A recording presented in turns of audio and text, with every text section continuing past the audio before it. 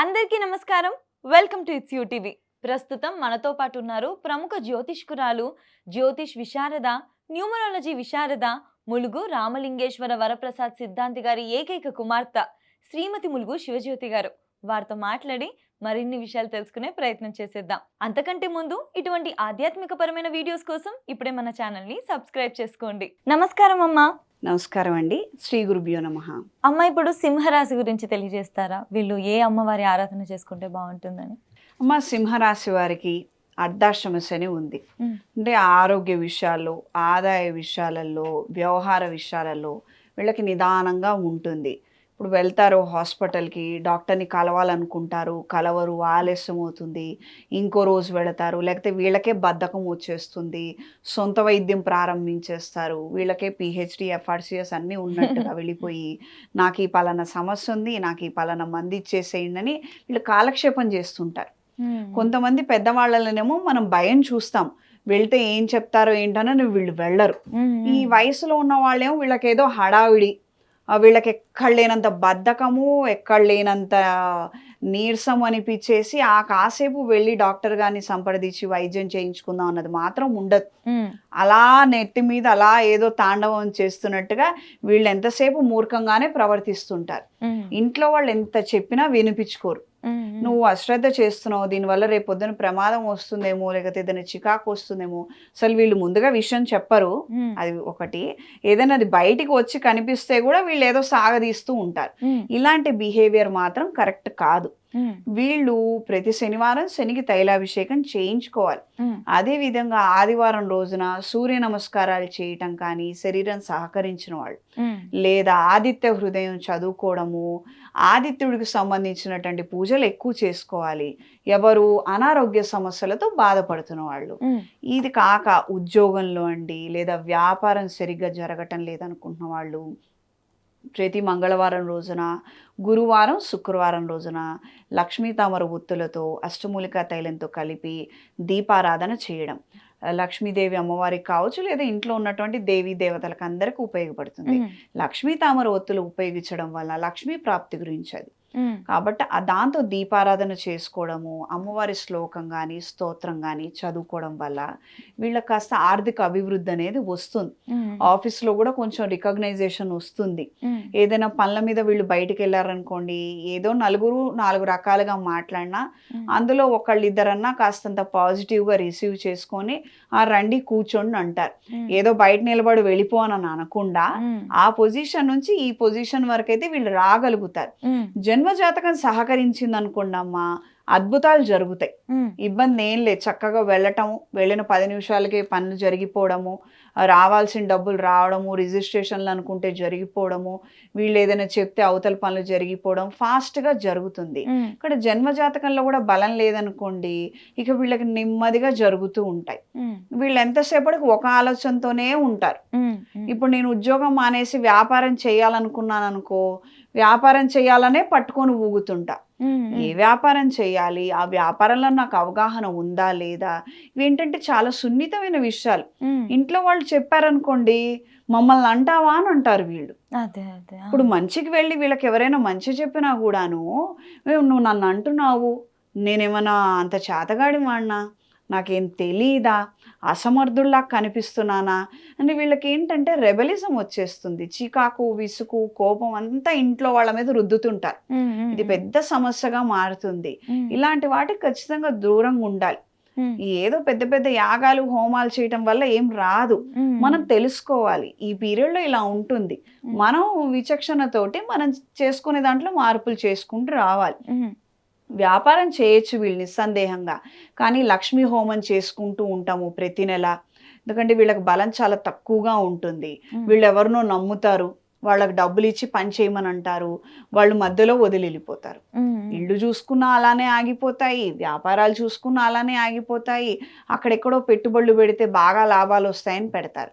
ఆ పెట్టుబడులు తీసుకొని వాడు వెళ్ళిపోతాడు, వాడు లాభం పొందుతాడు, వీళ్ళు నష్టపోతారు. ఇవన్నీ కూడా చాలా అంటే చాలా చికాకులుగా ఉంటుంది. వీళ్ళు రోజు లక్ష్మీదేవి స్తోత్రం చదువుకుంటూ ఉంటాము. ఎప్పుడైనా కాస్తంత మనకి విశ్రాంతి ఉంది, ఈ పూట ఖాళీగా ఉన్నాం, తీరిగ్గా ఉన్నాం అనుకున్న రోజున విష్ణు స్తోత్ర పారాయణ చేసుకోవడము.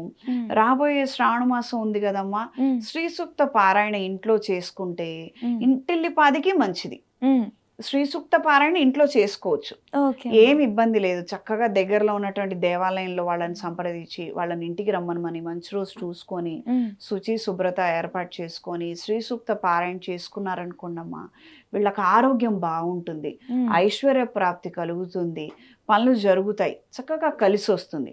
లేదా అలా చేయించుకోలేకపోతున్నాం అనుకోండి, ఎక్కడైనా దేవాలయానికి వెళ్ళి లేదా ఆశ్రమాలకు వెళ్ళి చక్కగా మహాలక్ష్మి హోమం చేసుకుంటూ ఉంటాము. దీనివల్ల వీళ్ళకు మంచి జరుగుతుంది. వారం వారం అమ్మ శనేశ్వరుడికి తైలాభిషేకం జరిపించుకోవాల్సిందే. దానివల్ల వీళ్ళకు మంచి జరుగుతుంది, వీళ్ళకి కాస్తంత ఓపిక వస్తుంది. మీరు ఏదైనా చెప్పారనుకో, నేను వినాలిగా. అవును, వినే ఓపిక ఉండాలిగా. నాకు ఎంతసేపటికేంటి, వెళ్ళాను పని కాలేదు, వెళ్ళాను వాళ్ళు నాకు పని ఇవ్వలేదు, నాకు డబ్బులు ఇవ్వలేదు, ఇదిగో షాప్ ఓపెన్ చేసి కూర్చున్నా, ఎంతసేపటికి ఎవరు రారే అంటే రావటానికి మనం ఏమైనా ప్రయత్నం చెయ్యాలేమో అన్న ఆలోచన రాదు వీళ్ళకి. అక్కడే స్ట్రక్ అయిపోయి ఉంటారు, ఎంతసేపటికి అక్కడే ఉంటారు. అలా కాదు కదా, బావిలో కప్పలాగా మనం ఉండలేం.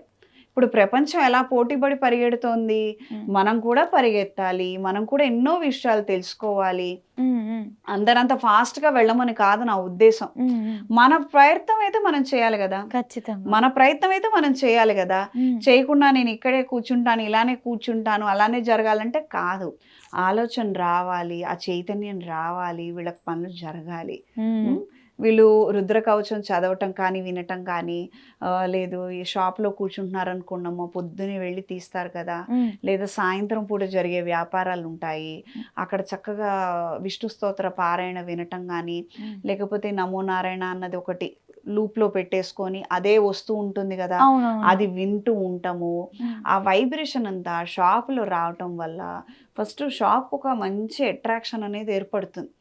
మనమే చూడండి, కొన్ని షాపులకు వెళ్తాం, ప్రశాంతంగా అనిపిస్తుంది.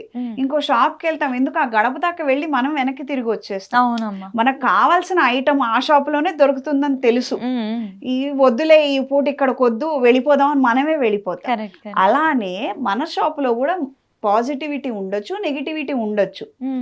కాబట్టి ఇలా మనం చేసుకున్నాం అనుకోండి, పాజిటివిటీ అనేది ఏర్పడుతుంది.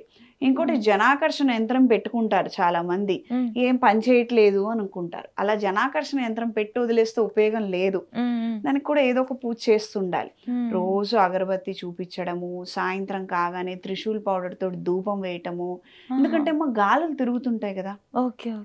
ఇప్పుడు సిటీ సెంటర్లో మన షాప్ ఉంది, పెద్ద బజార్లో మన షాప్ ఉంది అనుకున్నాం, ఎన్ని లక్షల మంది తిరుగుతారు అక్కడ. ఎంత నెగిటివ్ ఎనర్జీ తిరుగుతుందంటే దుమ్ము ధూళి వస్తుంది, గాలంటే అదే నెగిటివ్ ఎనర్జీ. వాళ్ళు మన దగ్గరికి రాకపోవచ్చు, కానీ బయటంతా అలా నెగిటివ్గా ఉంటే మన షాప్లోకి ఎలా వస్తారు. సాయంత్రం కాగానే ధూపం వేశారనుకోండి, ఆ చెడు గాలులన్నీ పోతాయి. ఆకర్షణ శక్తి అనేది షాప్కి ఏర్పడుతుంది.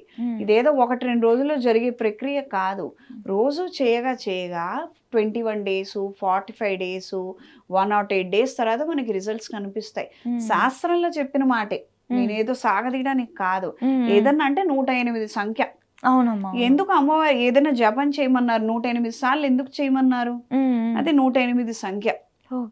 ఏదైనా దీక్ష తీసుకుంటున్నాం మనము, 41 రోజు నుండి 45 రోజులు, అంటే 41వ రోజు మనం ఇరుముడి ఇక్కడ పెట్టేసుకొని వెళ్ళి రావడం, అదంతా లెక్క కట్టుకొని, అంటే కనీసం పక్షం అలా 45 రోజులు. లేదు అందులో ఇంకొకటి 21 రోజులు, ఆడవాళ్ళకి 21 రోజులు సరిపోతుంది, మగవాళ్ళకు మాత్రం కంటిన్యూషన్లో చేసుకోవాల్సి ఉంటుంది. ఏదైనా డిస్టర్బెన్సెస్, ఊరు వెళ్ళి రావడం అలా ఏమైనా ఉంటే బ్రేక్ తీసుకోవచ్చు, ఇబ్బంది ఏం లేదు. బట్ కంటిన్యూషన్గా చేసుకుంటే రిజల్ట్స్ కనిపిస్తాయి 3 monthsలో. వీళ్ళకి బాగుంటుంది, జనాకర్షణ పెరుగుతుంది, ఆదాయం పెరుగుతుంది, అద్భుతాలు జరుగుతాయమ్మా.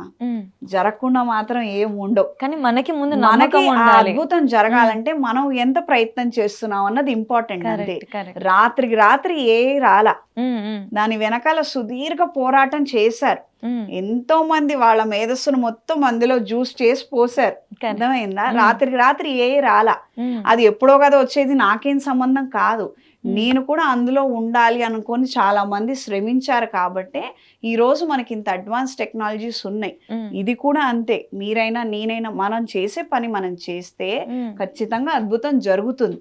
కానీ పని చెయ్యాలి, అంతే ఎఫిషియెంట్ గా చెయ్యాలి, ఆ బద్ధకం అనేది వదిలిపెట్టాలి. కరెక్ట్, అలా చేసుకుంటే బాగుంటుంది. 100% కరెక్ట్ చెప్పారమ్మా. నిజంగా మనలో ఆ నమ్మకం ఉండాలి, ప్రయత్నించాలి, ప్రయత్నం తర్వాత ఇంకా రిజల్ట్ గురించి ఆలోచించాలి.